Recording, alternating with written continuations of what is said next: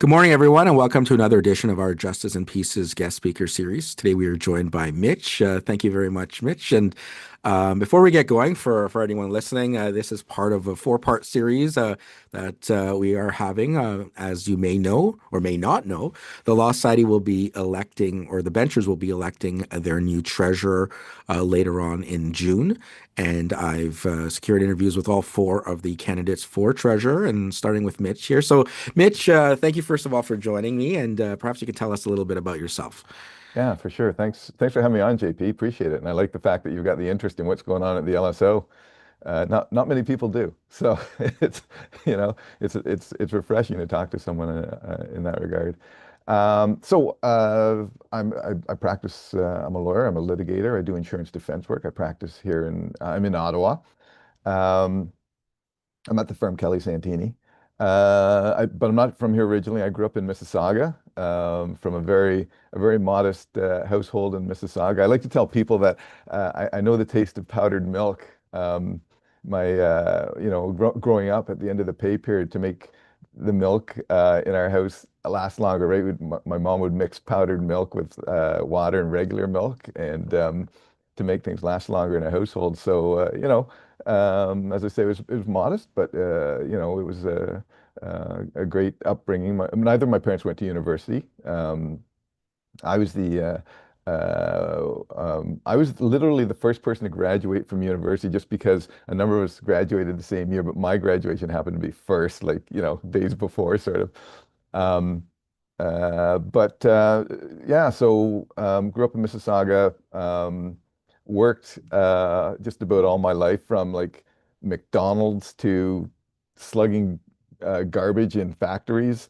Um, I went to school at University of Ottawa undergrad. I got a master's degree in criminology, um, before I went to law school. Um, I've work-wise, so I've worked in a nonprofit for charity um, organization as staff, as a program manager. I sailed a 85-foot schooner as part of a life skills training course for young offenders. Um, I worked on Parliament Hill for a number of years. I worked there through law school, um, so I know a little bit about the political game. Um, yeah, and then I've done a lot of volunteer work, from like Lawyers Feed the Hungry, to working at like kids, repairing cottages at kids camps once a year, you know, that sort of thing. And business-wise, I have a real estate development corporation, and we have some pretty large assets here in Ottawa. So I've got that, and been lucky enough to receive a couple of awards, the Regional Senior Justice Award and the Gordon F. Henderson Award. Um, and I've worked, as you know, the CCLA, so I've worked on a number of, that's the Carleton County Law Association, for those who don't know what that is. And I've worked on a number of committees, um, through the CCLA. Um, and I guess that's about it for me. I'm married, and I've got two adult children. One's an actor in Toronto, and the other one is in the paralegal course here in Ottawa. So, and I make a mean raspberry pie. There we go. That's a great overview there, Mitch. So, I mean, one of the things that you didn't touch on, right, is that you are a bencher and now you are running for treasurer. And tell us why you're running for that position. Yeah, that's a great question, and probably a couple of different answers. One of it is, I think when I ask myself about this, I think about the care factor, right? I care about the issues that come to LSO. I care about, Ontarians and their access to justice. I care about licensees, and I care about the LSO as an organization. One of the things that I want to do, I think all benchers want this too. It's not just me, but I think all benchers, we want a justice system that is more accessible to Ontarians. Um, we want to make it easier for them to practice And it sounds funny, right, coming from the regulator, but I think we have a role here to try and encourage and facilitate practice in smaller urban areas because that facilitates access to justice. Um, there are things that we can do as a regulator and look to see if what we're doing to encourage that. Um, and I know that that's kind of maybe but might be a little bit of blue sky thinking, but I think that's where we have to keep that in mind as we go about doing our usual regulating, our usual core regulation duties. But that's kind of a long way off. Like getting to that point is kind of a long way off. There are other things that we can do internally at the LSO to make it better. It's an exciting time at the LSO right now. Like we have a new CEO who's come in, Tom Tian, who I think is great. He's just started. I think he's going to do a great job. We have a new corporate secretary, Tim Harlick, who's come in, also really engaged person. So we've got these changes that are at the top. So it gives us a chance to sort of reset the corporation, the corporate structure to a certain extent. Um, uh, you know, um, so I think those are sort of the exciting things, and I want to be a part of that. There's one way or another, there's going to be a new treasurer, right? So at the top, there's going to be there are big changes. So I think that's why I'm running. I think it's going to be a new change, a refreshing change for the LSO.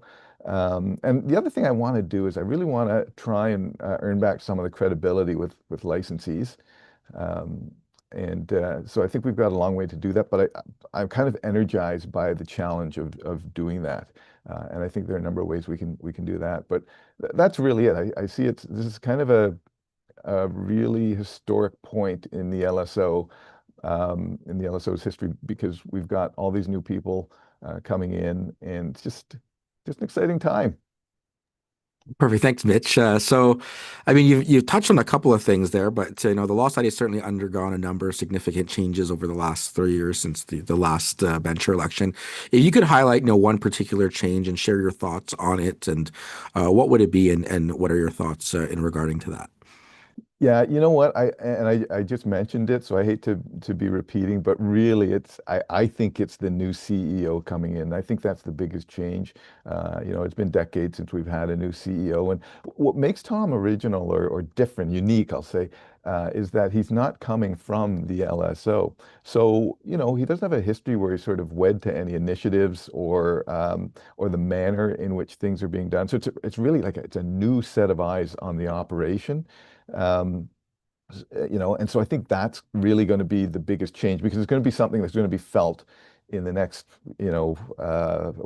decades really, as he puts sort of his thumbprint on the LSO.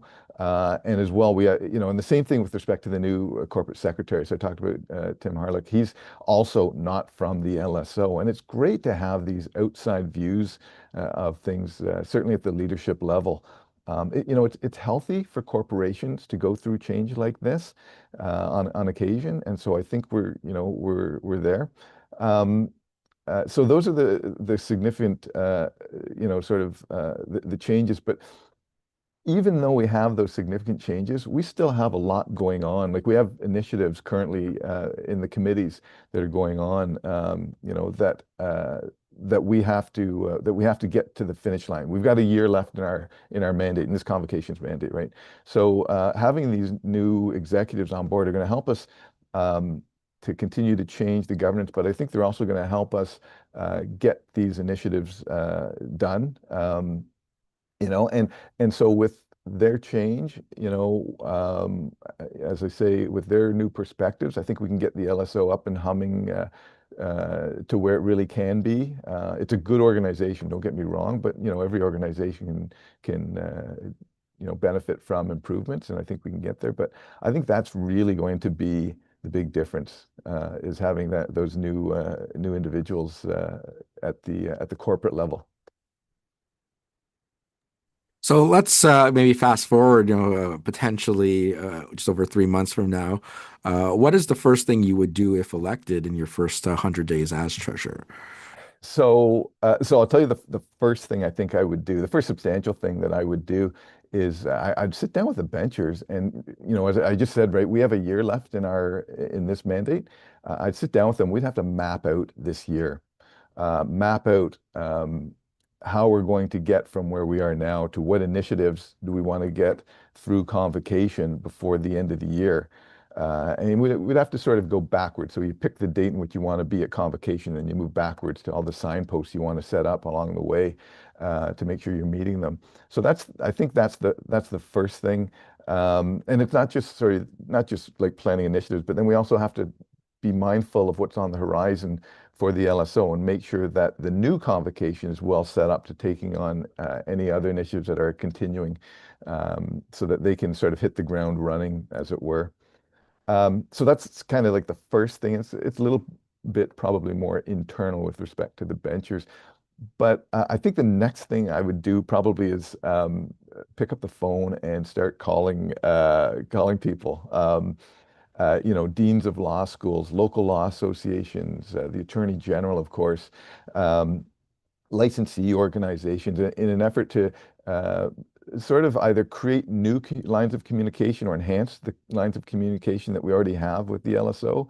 Um, I think there is a feeling that the LSO is a little bit cloistered from licensees and from what it's like to practice law, what the people who use the legal system, what they experience. And so I think we got to get out there and start communicating more with people outside the four walls of the LSO. Um,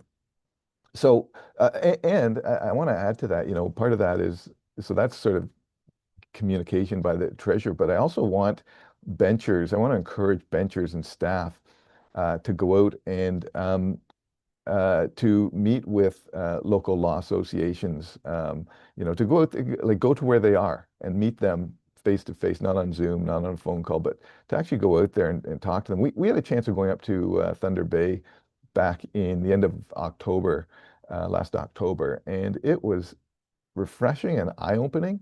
And I want all benchers to have that experience. So I'd really like to get them out of the LSO and into the local communities, local law associations, and talk to them about what the challenges are, what they see the future is for licensees.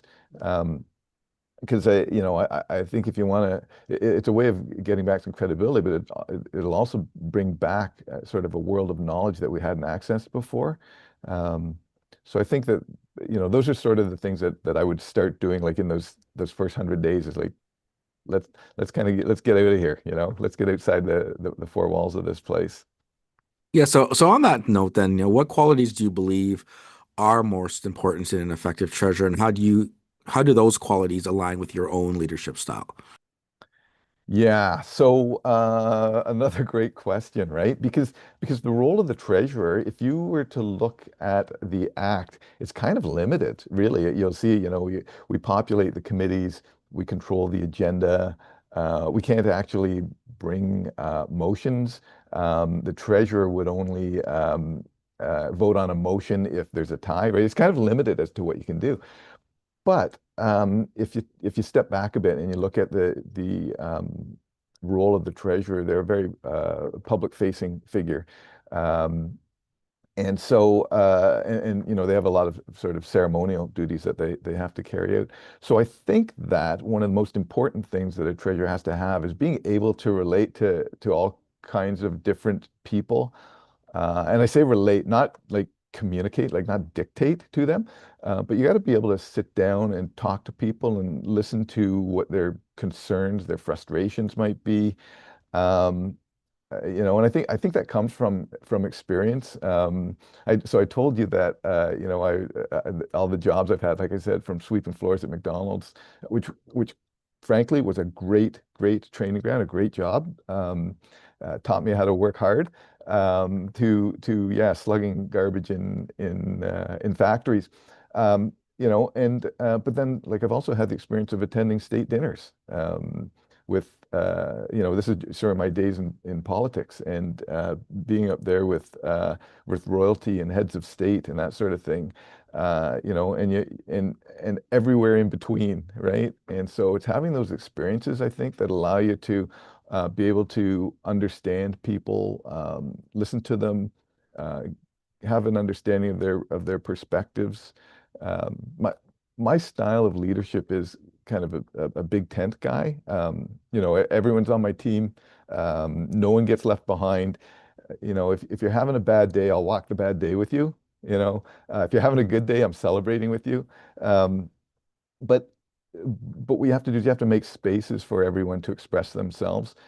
Even if you don't agree with their perspectives, they have a right to say it and to express it, and you have to make sure that they have a chance to do that. And you value them for their perspectives. So it's really important to, I think for a treasurer, it's really important to make sure that people have the ability to express themselves and their ideas. And I've met with every bencher, and there's some ideas I hadn't heard of, and they were great ideas. I don't know why they haven't been pursued. And so I think it's really important to be able to sit down, talk to people, relate to them, because the treasurer job isn't a one-man show, one-person show, I should say, excuse me. It's not a one-person show. My view is it's kind of you're one part of a larger team. And so, uh, you know, you work with the benchers, you work with staff, you're going to meet with people outside of the LSO who will have great ideas. I don't think the treasurer should be dictating or governing. You're just part of a team. You've got a certain role to play, and you got to realize that and value everyone else that's around you. You be as good a treasurer as you can be so that the CEO can be as good a CEO as they can be, and the benchers can be as good as they can be. And you're on a team. And so that's kind of the way I look at it. Well, I mean, if you're on a team, though, I mean, the next thing though is the treasurer is leading, convocation composed of benchers who may have differing views, right? Just like the team analogy, right? That everyone may want the puck when the game's on the line. So, how would you build consensus while still moving those important initiatives forward? Yeah, you know what, JP, I think this is the of all of your great questions, this is the best question, right? Because really, that's what it gets down to. When you strip away everything that the treasurer does, this is one of the most important things that they do. And what I want to do is I want to try and create an environment where there's no hesitation in communicating. People calling me calling them.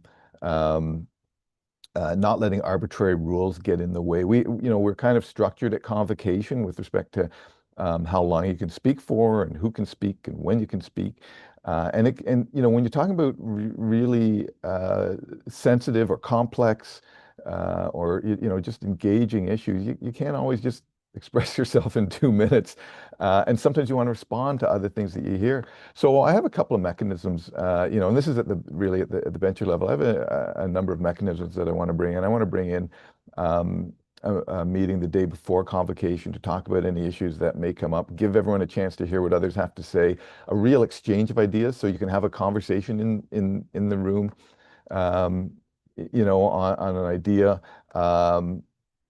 Give people a chance to have those side conversations that you don't get on Zoom. You go to a Zoom meeting, everyone's in their box, and at the end of the meeting, click, you're off, right? But if you're in person at the end of the meeting, you turn to someone and say, "Hey, did you hear so and so say this? What did you think about that?" Right?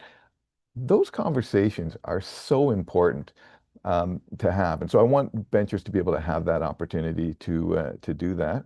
And as I said before, like in going around to speaking to all the benchers, some of them have had some great ideas, and I wonder why haven't I heard that before? And it's because I may not be on a committee with that other person and may never see them, until we have some event where all the benchers show up. We're at convocation, but then we've got an agenda at convocation, and you don't have the time to, So I want to give us that breathing room, that time to talk and mull over ideas and just sort of noodle things and have a chance to advocate for certain ideas that a bencher may have. Um, I know you talked about differences, but I don't know if you watch Convocation at all. But you'll notice that there are not really rigid lines when people vote, actually. People are all over the place kind of making up their minds on particular issues and will vote in whatever manner they think is appropriate at the time. There's no, they're not whipping the vote and saying, okay, everyone has to vote on this. It's that's the best that we have at convocations, where we can come and we can talk about our differences and then vote on them, and then as a result of the vote we come up with a decision, and then we move on from there. But that's the best thing that we do. Um, but in my discussions with everyone, all the benchers I've had, we have more in common than we do different from each other. So I don't think the differences are as great as people may think. And if they watch the votes, they will know that people move from issue to issue on whatever basis. Um, so I think it is important to make sure that the treasurer gives everyone a chance to speak. I think it's also important to make sure that I'll call them the silos that the committees work in are broken down, so that people get a chance to see what's going on in other committees. And it's that communication that I think people appreciate. When I talk to benchers and they're frustrated, it's usually about communication. It's not necessarily about the topic or the initiative. It's usually about communication. I didn't hear this. I didn't get that.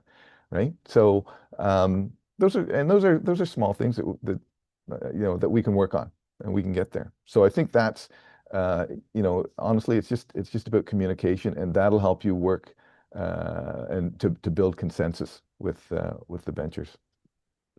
So building on that, you've highlighted a few things, but where do you believe that are the greatest opportunities and the greatest challenges that are currently facing the Law Society? Yeah. So the greatest opportunities, I think, and I'm repeating myself, I apologize, is again having these new folks come in look at look at the LSO, see how it operates. Um, we have an opportunity. Well, let me step back. One of the mission statements of the LSO is to become the gold standard of regulators, right? And I like that. That's a great idea. I think we should start to. I'd said before about going outside the LSO to meet licensees. I also think we have to go outside and meet other regulators. And so, I think we can take the opportunity to meet other regulators, like in Canada, in the US, in Europe, wherever. Let's send staff and benchers, like not just a Zoom meeting, but send staff and benchers there to meet with these regulators, to talk to them, find out what they do. And really what we want to do is we want to find the best practices that are happening in the world, right? And let's bring them back. Let's import them into Canada, into the LSO. Um, and start to really, move towards becoming that gold standard that we aspire to. Um, so I think that's a big opportunity that we have to do. Biggest challenges are a little bit different. Like the challenge, I think, the main challenge, and I've been saying this forever, is access to justice for Ontarians. It's not easy for people who are in smaller urban areas, rural areas, to get affordable, access affordable legal services, to find the expertise they may need close to them. Just to have a licensee that they can reach out to. It's a big problem, and I think it's getting bigger. Um, not smaller. People, I read an article about in the U.S. They're having the same problem in the U.S. in some places, and they call them legal deserts, where there's no licensee around for quite a distance. So that's a big challenge.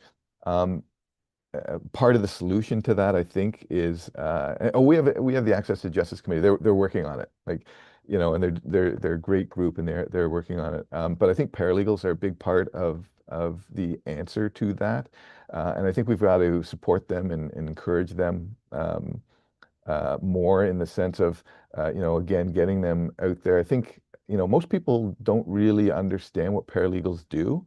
And I think the LSO has to try and advertise that a bit more. Um, so I think that's important. The other thing that I think the LSO is a little bit late on is AI. We have a futures committee, and I know they're on it. I spoke to one of the chairs about it.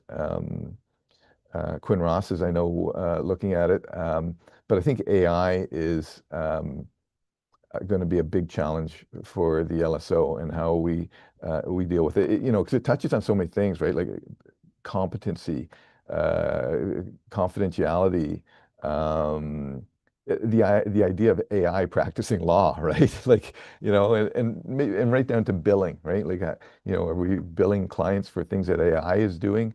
You know, so I think we have to. There's a lot to tackle there, and it's moving so quickly, as you know, right? So I think that's a huge challenge as well for the LSO. Now, in terms of that and challenges, and you know you've highlighted as well before, the treasurer is the face of the Law Society, and you've touched on ways, you know, obviously in your first 100 days and whatnot of connecting with licensees, the public, law associations, such. But how else would you strengthen engagement between the Law Society, the licensees, and the public? Yeah, it's, you know, I think it's about showing up. Um, uh, One of our colleagues received an award, um, and he talked about showing up and the importance of showing up. That was Gerald Chan. You know, and in his speech, he talked about the importance of showing up, and it's, you know, and I think that's really true. Like, you know, we have to, the treasurer is, you're right, is the public face sort of the LSO for the term that they have.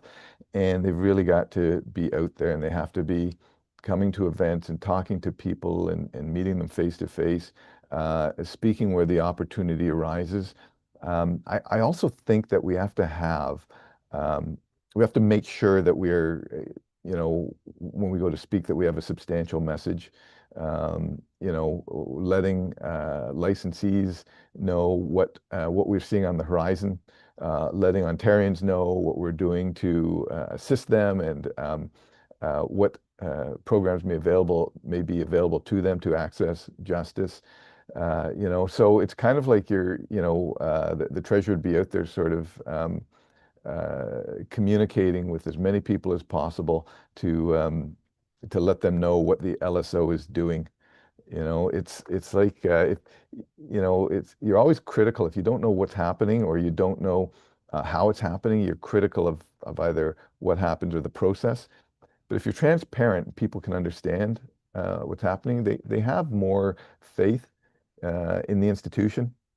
And so I think that that's what we have to do. We just have to be a little more transparent. We got to be out there a bit more, letting people know what it is the LSO does, what we're doing, where we think things are headed, uh, you know, and so they can understand where we fit into the whole process.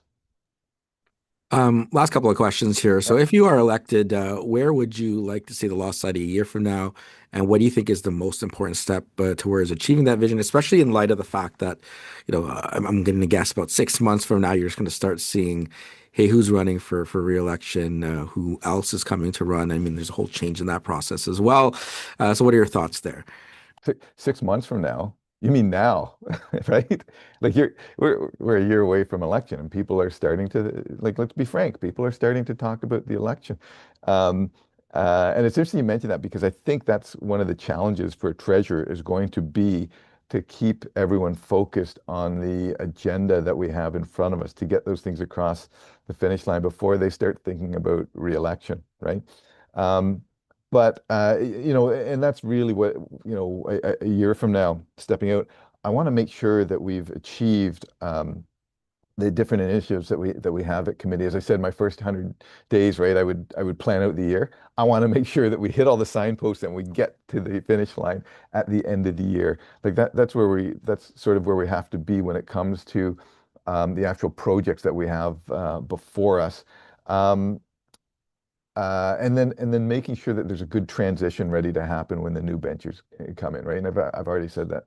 But if I was to, you know, stepping out of the office on my last day and looking back, I want to be able to say that I made a substantial contribution to making the LSO a better place, you know, and really for me, that means that I've made it a better place for people to work, either as a bencher or a staff, you know, that they feel that they're being heard, that they have better lines of communication with people. The structures are in place so that everyone understands them. They know how like a new, more open structure, and they know how it works, and they're comfortable with it. Because that's what I think gets the place really operating at a high level. So that's where I want to be. You know, you've probably figured out I'm more of systems operations kind of guy. I want to make sure that the place is running like a Swiss watch, right? And but when you do those things, I think it makes a better place for you to work. And when people are happy, um, when people are happy, things work better. Just to give you an example of this, I mentioned that um, we have I have a business, a real estate development business, and you're always trying to figure out with employees what works best. And we've tried everything, and what works best is being nice to them, right? Like it motivates people, complimenting them, saying, "You're doing a great job. Maybe we can change this, but let's get things going." And when you do that, when people are happy and satisfied in what they do a better job, right? So that's what I would hope to achieve when I step out of there is that people are feeling really good about themselves and about the things that they do. Um, and then I feel I will have made I'm not going to say morale is terrible there now, but I'm just saying that I think that we can make improvements that will make the job and the product that comes out of there even better than what it is now. So, Mitch, thank you so much for taking the time and joining me today. If you have 1 minute or so to summarize everything, what would you like the benchers to remember most about your candidacy when they cast their vote starting on Wednesday? And any of the licensees listening to as well, because obviously, if you are elected, you'll be speaking to them directly in a couple of weeks. Yeah, yeah, for sure. So it's not the Raspberry Pi because, I can't make enough for everyone. But I think what I want them to remember is that I'm a pretty down to earth guy. Kind of what you see is what you get with me. But I'm open to hearing from everyone. I can build bridges. Like I know I can do that. Um, I'm a hard worker, but like really results oriented. I like to make sure that if we're doing something, um, we have to make sure we know that what the objective is. We have to know how we're gonna get there. So, I talked about structure before. I like structure because we've got a goal to get there. But at the same time, we can't have sort of arbitrary processes impeding what we do. So it's really about being a good communicator and being able to speak to everyone. Um, and like I know I've met all of the benchers, and we have a general sense of what we're each of us is like.